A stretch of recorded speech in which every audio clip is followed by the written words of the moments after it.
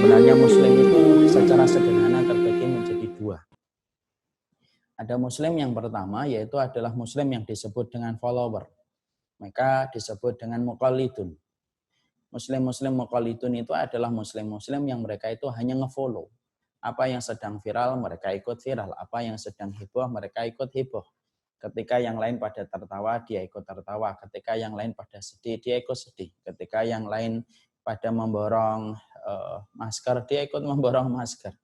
Tetapi dia melakukan itu bukan karena ilmu, bukan karena petunjuk, tetapi dia melakukan itu semuanya karena sifatnya adalah follower. Dia hanya pemerhati apa yang sedang terjadi pada kebanyakan orang, apa yang sedang terjadi pada kebanyakan orang itulah yang akan dia lakukan dan dia kerjakan.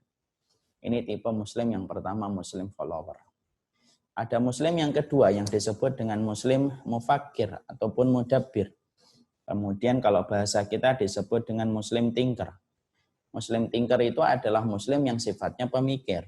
Segala sesuatu yang terjadi, apa yang heboh dan viral di media massa ataupun dalam kehidupan, tidak secara otomatis menjadikan dia ikutan heboh. Tapi dia selalu berpikir bagaimana syariat mengatur apa yang sedang heboh itu untuk dia pandang dan dia selesaikan sesuai dengan cara yang dia dapatkan dalam syariat. Dia menjadi pemikir dan selalu mengembalikan apa yang terjadi di muka bumi ini kepada aturan langit, yaitu aturannya Allah. Karena dia tahu Allah selalu memiliki jawaban atas seluruh persoalan yang terjadi di atas permukaan bumi. Maka yang kedua disebut dengan muslim thinker. Muslim thinker ini adalah seorang muslim yang betul-betul mereka itu kalau melakukan sesuatu tidak ikut-ikutan heboh dengan apa yang viral. Dia punya sikap, dia punya posisi, dia punya kondisi, sebagaimana sikap dan kondisi yang ditunjukkan oleh syariat. Dia tidak ikut-ikutan heboh, dia tidak ikut-ikutan rame, tetapi dia akan selalu mengikuti petunjuk-petunjuk yang ada.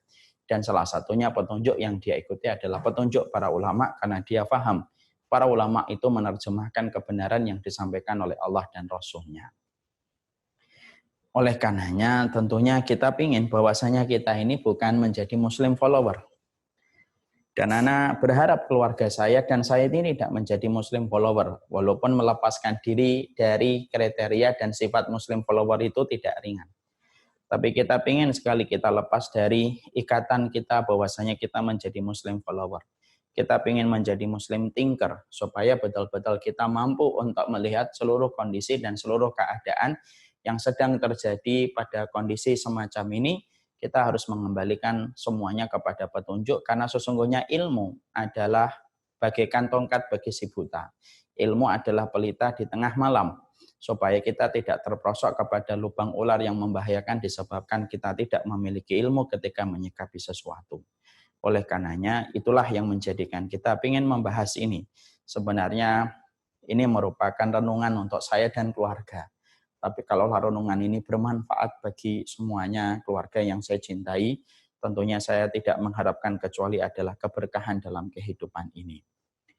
Maka setelah kita memahami itu, kita juga harus paham, setelah kita memahami bahwasanya kita ingin menjadi muslim thinker yang sifatnya adalah selalu merenung tentang apa yang harusnya kita lakukan.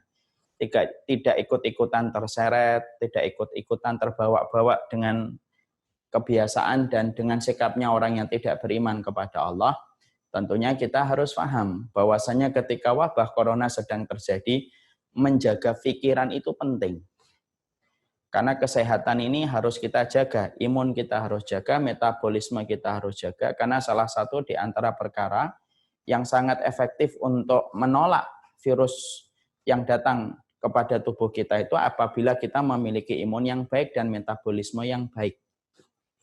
Imun yang baik dan metabolisme yang baik itu bukan hanya datang dari makanan dan minuman yang bervitamin, tetapi juga melalui pola pikiran yang sehat dan pola pikiran yang tenang. Karena sehat itu kan dua kalau kata para dokter. Kalau bukan pola pikir, ya pola makan. Kalau kata orang Jawa ditambahi kakean pola. Nah itu kalau kita kan dua. Pola pikir dengan pola makan. Maka tidak ada manfaatnya terlalu signifikan kalau kita menjaga minuman, menjaga makanan, dan vitamin untuk menjaga tubuh kita, tapi pikiran kita ketakutan. Makanya kemudian kita harus berusaha memberikan atmosfer ketenangan pada pikiran kita supaya kita ketika menghadapi wabah virus corona ini tidak buru-buru kita dalam kondisi kalut sampai membebani pikiran. Karena pikiran kalau terlalu terbebani, syaraf akan menjadi tegang dan penyebab dan pemicu penyakit itu kalau pikiran kita terlalu berat. Makanya kita akhirnya dapati orang gila, kenapa banyak makan yang basi di tong sampah tapi mereka sehat? Karena sesungguhnya pola pikiran mereka yang tenang.